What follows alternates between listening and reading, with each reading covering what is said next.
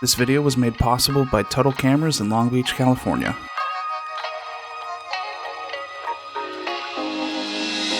It's been 4 days and I'm still full from Thanksgiving. But we're not here to shame each other, we're here to open up a little something something, a little early for Christmas. That's right, we're back with another exclusive film drop from the cool cats over at Cinemot, based out of Portugal. Unlike most early film review stocks that I do on this channel, this isn't just something early for me, but is now available for you and everyone else to try thanks to their partnership with Tuttle Cameras in Long Beach, California. Eric and the team over at Tuttle Cameras have always been such an amazing supporter of this channel, and it's really rad the way they keep exposing how many options are out there in the film community, and their initiative to provide alternative ways to shoot your next project. And dealing with the shipping expenses ain't half bad either. Cinemon has been a dream in the making for almost 12 years, preserving analog photography for some communities and bringing film to parts of the world that may not always have the best resources when it comes to acquiring film stocks. Every film that Cinemon offers is named in celebration of their culture, and they take great pride in their practice of reusing old film canisters to help cut down on excess waste. But today we'll be taking a look at their latest retro-style film, Cruz 200D. According to Cinemon themselves, they describe the film to be very colorful, but also very retro in the rendering of colors. They also spell colorful on their website with an extra U in there, but we won't hold that against them. I did reach out to Cinemot to disclose the origin of this stock, but never really got a definitive answer. This could be a strain of bulk motion picture film, but honestly, there's so many other possibilities when it comes to color negative these days. But regardless of where it's from, do we like shooting it?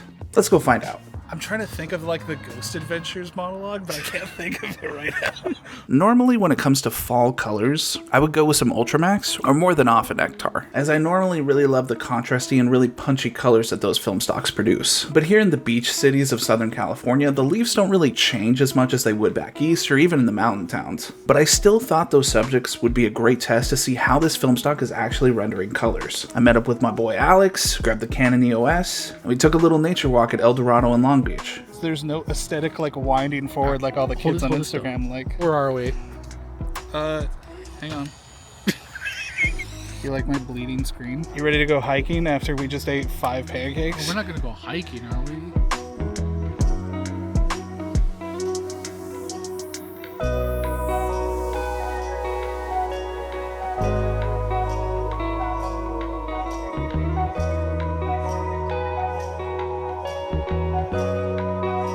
The first thing I'm noticing about this stock are the vintage and mutage tones it produces.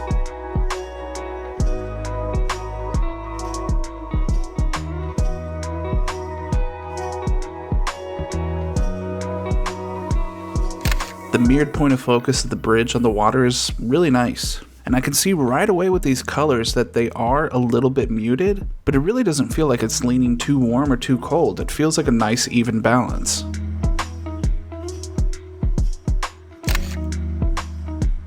I just liked his yellow hat. Like the pop of the yellow versus everything else that's going on. Just focus it.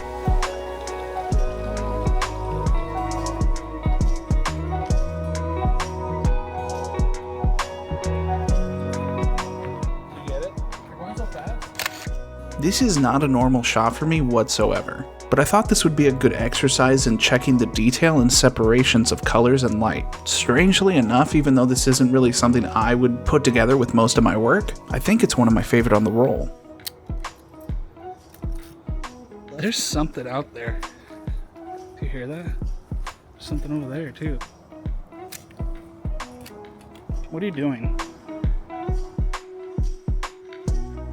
I think the problem with this shot is there's not enough light that's separating everything. I really wanted to take this picture because of the colorful tree, but because there's so many brown tones around it and the light is just blasting the background, everything just kind of gets mudded together. Flipping things around and taking the shot from this direction, even though it's further away from the tree, is a much better separation in my opinion, and you can actually see Santa Cruz doing pretty well with the colors here. Don't do what I'm about to do. This is not a good idea, and it's also not allowed. I don't have a long enough lens, but you should definitely put on the 200. You have to reload too. Still too far. YouTuber taking a photo? Me. Okay, now we're getting into some good stuff. That's been the hardest thing about landscape lately is you see something, it looks so cool, but then you're like, is it a picture? Not only do you have to edit these videos to be entertaining, but you also got to take a good picture. It's way too hard. Colors are really popping here, and the sky's blues are showing through really nicely. Again, another shot that isn't something I would normally do, but the texture and the separation with this lens really was calling for something like this when it came to just taking pictures of leaves and the colors around them. Do you think you'll fit? Nah, not with this. No, come on. No, I'm not. I love this shot so much. I really wish the person in the background was wearing like a red or something neon, something to really help them pop and separate, but seeing them line up, the bench being so well lit, the curve of the road, the trees, the water. As far as I'm concerned, this is the best shot on the roll, and I think the stock did it justice. With something labeled 200D, I would be assuming that this would have a lot of halation going on, but it doesn't really at all, and creates a mood that feels nostalgic and warm the longer I look at it. I have so many spider webs on my face. I'm sure this is something you've felt before. I'm sure a lot of photographers feel this way. When you go on a shoot, especially a photo walk, and you feel like you captured nothing because nothing stood out to you, but then you get your pictures back, and That's usually the one there's at least one or two Yeah. that like surprise me, and it's the rolls that I'm super confident about that suck. Should I take one more straight on about it? I don't know that I need all that. I think my focus isn't really perfect here, but I really loved the row of trees, showcasing so many different vibrant colors, as well as all these unorganic colors with the cars in the foreground. Because I know you wanted to kind of go to the beach. So like that's almost the beach. I want to It's like a drink. beach. Great. So let's find some alcohol. After we got too many of those sticky things in our socks, we made our way over to the downtown harbor to try and chase some other vibrant colors and nice scenes of the boardwalk.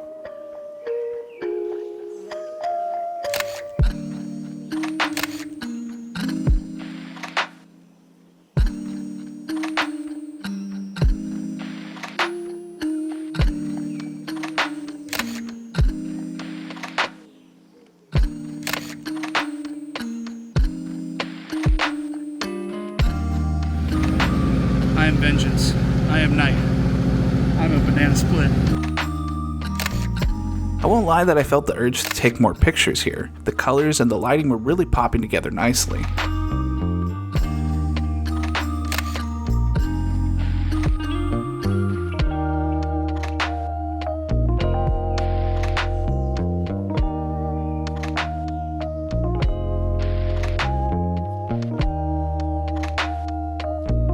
Now this is one that actually surprises me. I don't know that it's my favorite shot, but in the moment when we were looking at this scene, all these stuffed animals seemed to almost be glowing by the sun. But this does show the quality and rendering of what Santa Cruz does, giving this shot a look that almost feels a bit more family photo album.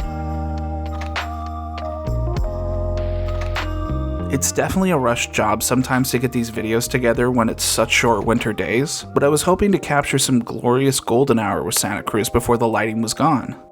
Signal Hill is just one of those beautiful gems of Long Beach. It really doesn't matter what's up there, because everything you see is beautiful.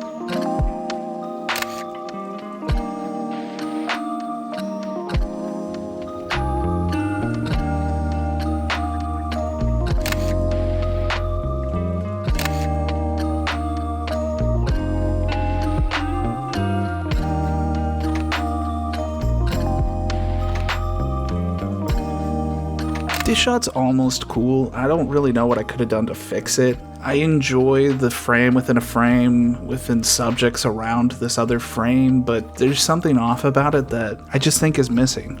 I do like the pop of red on this guy's hat though. 3 shots. Do I want any more of this park? After holding ourselves back from drinking each other's milkshakes, we called it a night and both went to bed by 8 p.m. like everyone else these days. Santa Cruz is a fun and elaborate love letter to a place and a look that feels long lost. It reminded me a bit of Lomo 92, but not nearly as cold. I think it holds together best in even light and places with a lot of color pop, that way your subjects are separated with the muted tones. It's an unconventional look for sure, but it definitely has an identity all its own. The level of grain is fair, but a bit higher than what you would expect on a 200 speed film, so it definitely has a time and place, but that time and place might be right now in the fall and winter seasons. Again, thank you to Eric and the crew over at Tuttle Cameras for allowing me this opportunity and making this video possible. If you like this video, please give it a like, subscribe, and if you enjoy the film stock, Tuttle's got you hooked up on their website right now. So I'm gonna lay down in my food coma, but I'll see you guys next time.